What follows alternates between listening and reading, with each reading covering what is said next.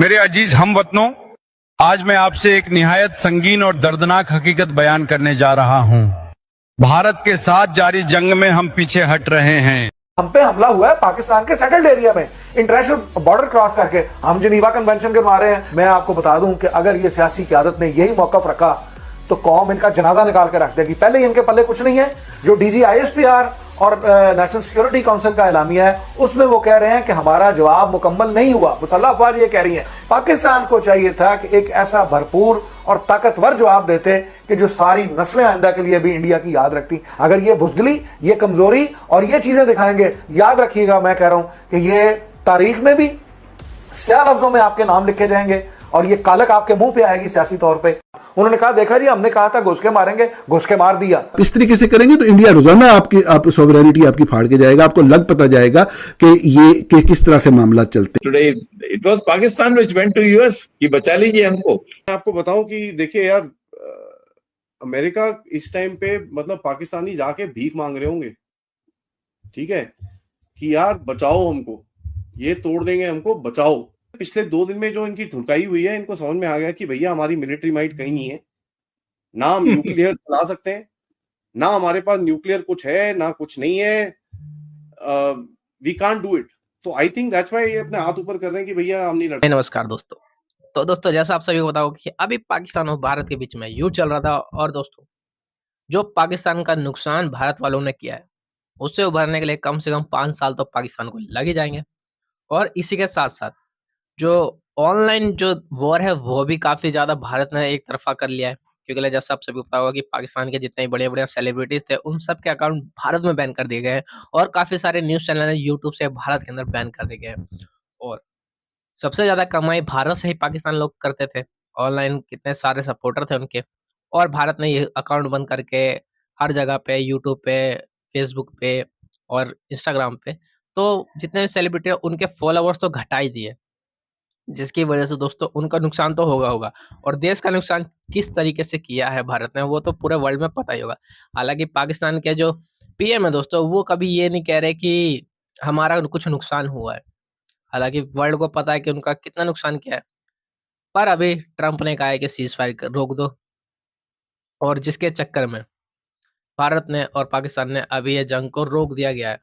हालांकि पाकिस्तान ने इसके बाद भी एक मिसाइल लॉन्च किया था, पर उसका कुछ फायदा हुआ नहीं, क्योंकि भारत का डिफेंस इतना पावरफुल है कि उसको वही बॉर्डर पे ही पेल दिया गया। डर भी गया, हार भी गया, और यूएसए से जाकर वही पुरानी वाली हरकत के हमेशा खुद को बचाने के लिए जो है वो यूएसए से जाकर मदद मांगना, भीख मांगना और सीज फायर करवाकर एक बार फिर वो उसने भारत से जान छुड़ा ली है। जी हां दोस्तों, अगर आपको याद हो कि पाकिस्तान का कंप्लीटली जो है वो एयर स्पेस बंद था, बिल्कुल पाकिस्तान ने अपने एयर स्पेस को बंद किया हुआ था।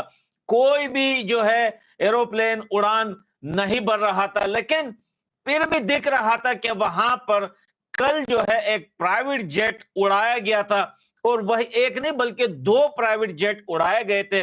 उसी प्राइवेट जेट को लेकर बातें हो रही थी कि आखिर ये प्राइवेट जेट में कौन हो सकता है, जब पूरा एयर स्पेस बंद किया हुआ है, जब किसी देश में न जाना है और न आना है, फिर कैसे हो सकता है कि पाकिस्तान के एयर स्पेस पर जो है वो प्राइवेट जेट जो है वो पाकिस्तान से निकलकर जो है वो कहीं जाने की कोशिश कर रहे थे। तो उसका बांडा आज फूट गया, क्योंकि उस रात को पाकिस्तान इतना डर गया था कि प्राइवेट जेट से वो लोग छुपके से जाकर यूएसए, देखें उन्होंने नॉर्मली बात तो यूएसए से कर रहे थे, यूरोपीय यूनियन से भी उन्होंने बात की, वो न्यूज आप लोगों ने सुनी थी।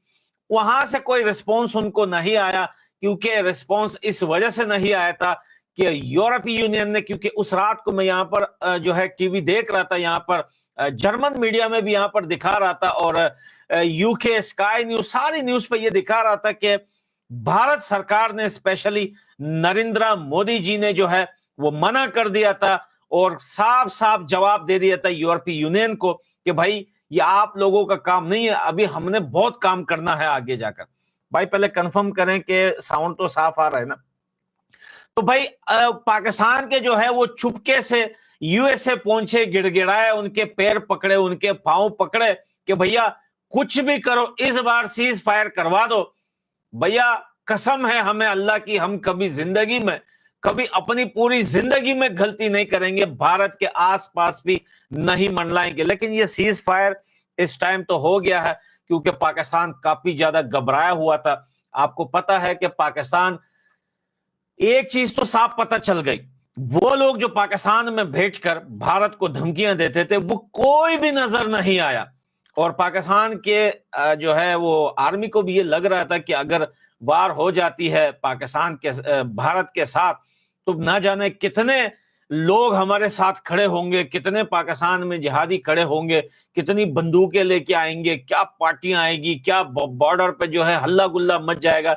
लेकिन वैसा कुछ नहीं हुआ, वैसा कुछ नहीं हुआ। ना कोई बाहर निकला, ना किसी ने बंदूकें निकाली, ना कोई बॉर्डर पे आए।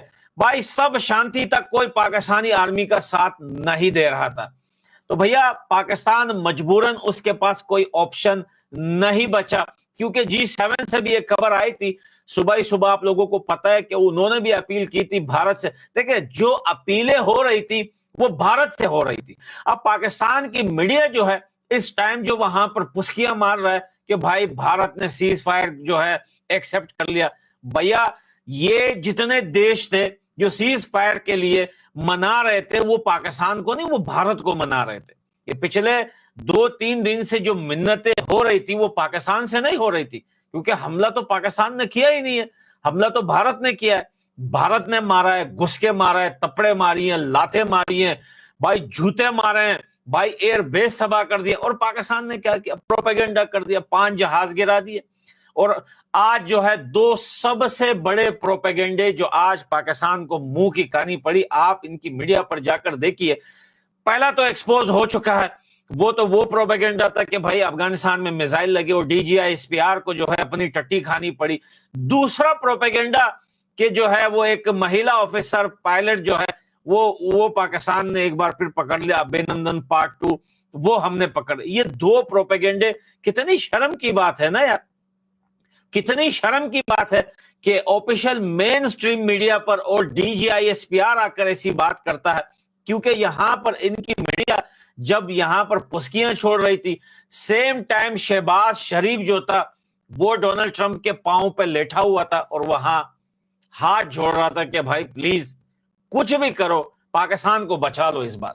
क्योंकि अगर देखिए कहीं ना कहीं मैं एक चीज और भी समझता हूं कि भारत ने गलती कर दी। भाई भारत सीज फायर ना करता, अटैक भी ना करता, मैं ये भी ना बोल रहा हूं कि जंग होती, क्योंकि जंग तो मुझे भी अच्छी नहीं लगती कि जंग हो, लेकिन ये छोटी मोटी जो पिचकारियां लग रही थी पाकिस्तान को, ये अगर थोड़े दिन चलती ना तो पाकिस्तान कंप्लीटली खुद